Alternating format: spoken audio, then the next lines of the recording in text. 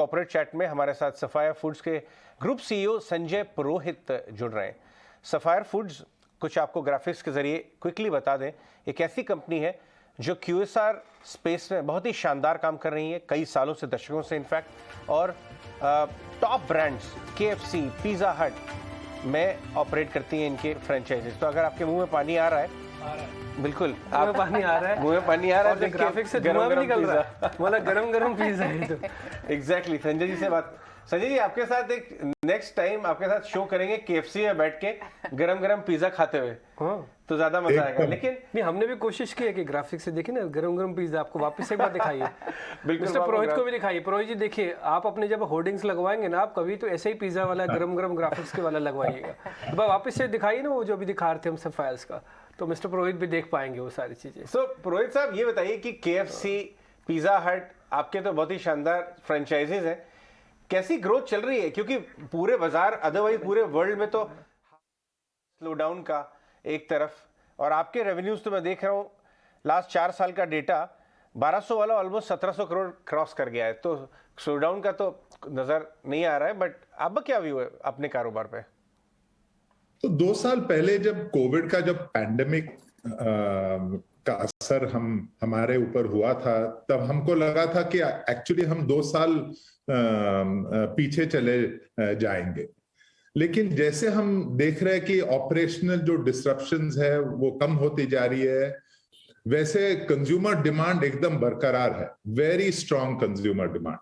सो अगर FY 21-22 की बात करेंगे, this has been our best ever performance. So हमने करीबन 142 नए रेस्टोरेंट्स खोले, हमारा revenue is up by 46%, profitability is up by 66%, and all 3 businesses. So KFC 1000 crore का ब्रांड हो चुका है, पिज़्ज़ा हट में हम कह रहे हैं कि ओमनी चैनल स्ट्रैटेजी है, तो हमारे जो रेस्टोरेंट्स है डाइन इन भी करते हैं, टेक अवे और डिलीवरी करते हैं, तो वहां पे हमारा डबल डिजिट EBITDA शुरू हुआ है। और श्रीलंका में भी मैक्रो इकोनॉमिक कंडीशंस थोड़े से टफ है, लेकिन हमारा बिजनेस वहां पे is absolutely rock star solid.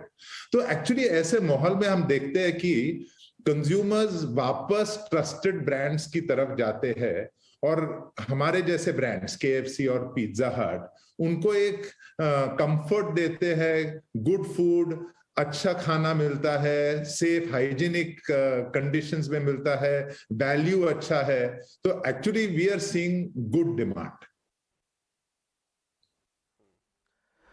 Sanjay ji, एक चीज मेरे को आपसे पता करनी है, ये सब अच्छा आपने ग्रोथ किया है इस बार, प्रॉफिटेबिलिटी भी क्या शानदार आपने दिखाई है, और बस मेरे को एक चीज़ पता करनी है, क्या दाम तो नहीं बढ़ाने वाले अपने प्रोडक्ट्स के आप?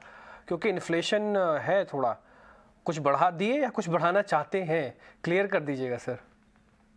तो महंगाई तो हमारे ऊपर है ही, और सिर्फ अभी नहीं है, पिछले मैं कहता हूं कि 1 साल से कुछ ना कुछ तो ऊपर जाता है और फिर नीचे आने का चांस नहीं रहता है।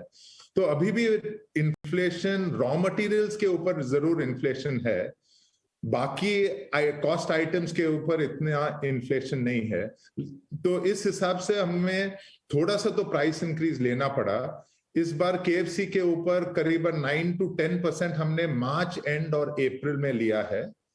हमारे हिसाब से वो स्टिल कंज्यूमर इन्फ्लेशन से हमने थोड़ा सा कम ही लिया है। पिज़्ज़ा हट के ऊपर हमने 3% लिया है, और करीबन अगले 2-3 हफ्ते में थोड़ा सा और प्राइस इंक्रीज लेंगे। तो ये महंगाई जो रॉ मटेरियल्स के ऊपर हम देख रहे हैं, उसको मैनेज करने के लिए थोड़ा सा तो प्राइस इंक्रीज हमको लेना पड़ा। लेकिन अभी भी हम देख रहे हैं कि ट्रांजैक्शन ग्रोथ आ रहा है, हम नए स्टोर्स खोल पा रहे हैं, तो डिमांड स्टिल स्ट्रॉन्ग। फिर हम इस साल में देखेंगे कि कैसे होगा। मिस्टर पुरोहित, एक और आपसे यहाँ पर एक व्यू लेना चाहेंगे। हमने देखा कि इंडिया में तो आपका इंडियन सब कॉन्टिनेंट में तो आपका खैर तीनों ब्रांड्स हैं, तीनों वर्टिकल्स ने अच्छा परफॉर्म किया है, लेकिन एक स्ट्रेंज फैक्ट ये भी था कि श्रीलंका, जहाँ पर इतना बड़ा इकोनॉमिक क्राइसिस चल रहा था, वहां पर भी आपके बिजनेसेस ने अच्छा किया है। यहाँ पर और डिटेल्स अगर आप शेयर करें।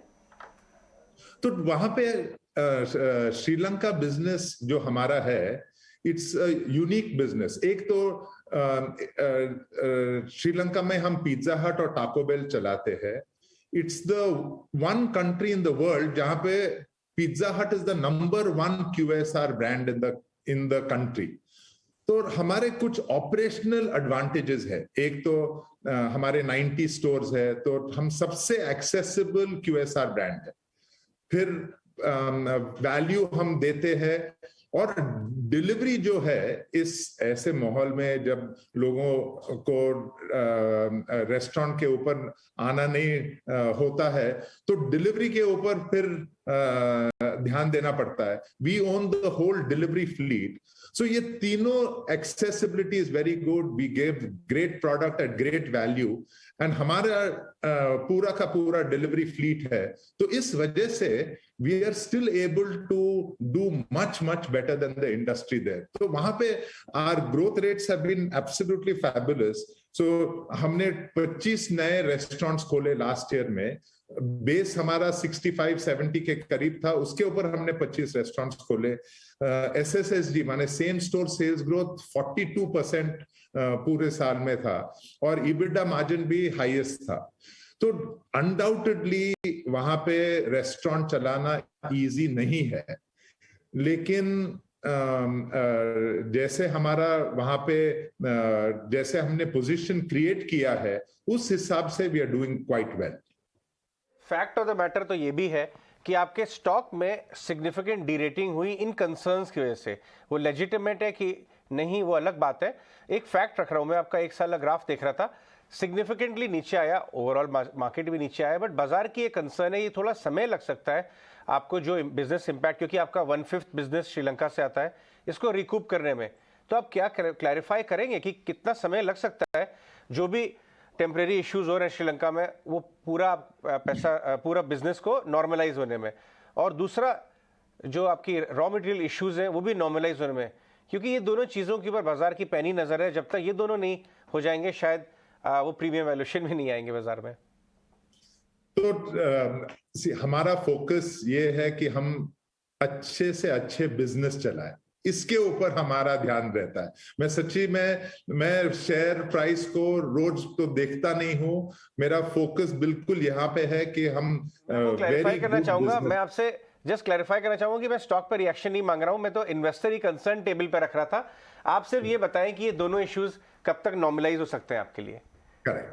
सो अगर मैं इंडिया की बिजनेस अगर देखूंगा, तो हमने प्राइस इंक्रीज लिया है. हम रेस्टोरेंट एडिशन, हमारा जो रेस्टोरेंट एडिशन है वो बरकरार है. We will meet our restaurant addition numbers.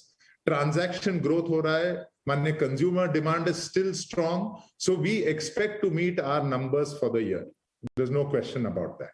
Sri Lanka में देखेंगे तो macro economic conditions might be difficult, but our business is over performing significantly versus everyone else. So macro economic conditions में शायद 1 साल लग सकता है, लेकिन अगर हम देखेंगे हमारे बिजनेस के ऊपर असर नहीं पड़ा है. तो this is the only thing that I can say that we are well equipped to meet the challenges of both inflation and any macroeconomic condition to be a little difficult. Right, absolutely mister Purohit, बहुत बहुत शुक्रिया आज समय देने के लिए और हमसे बात करने के लिए. बहुत बहुत शुक्रिया आपका. तो सफाई फूड्स के ग्रुप CEO संजय पुरोहित हमसे बात कर रहे थे. उनको अच्छा खासा सिग्निफिकेंट अपस्केल हुए हैं तीनों ही कैटेगरी ऑफ बिजनेसेस में, और उसी पर एक उनका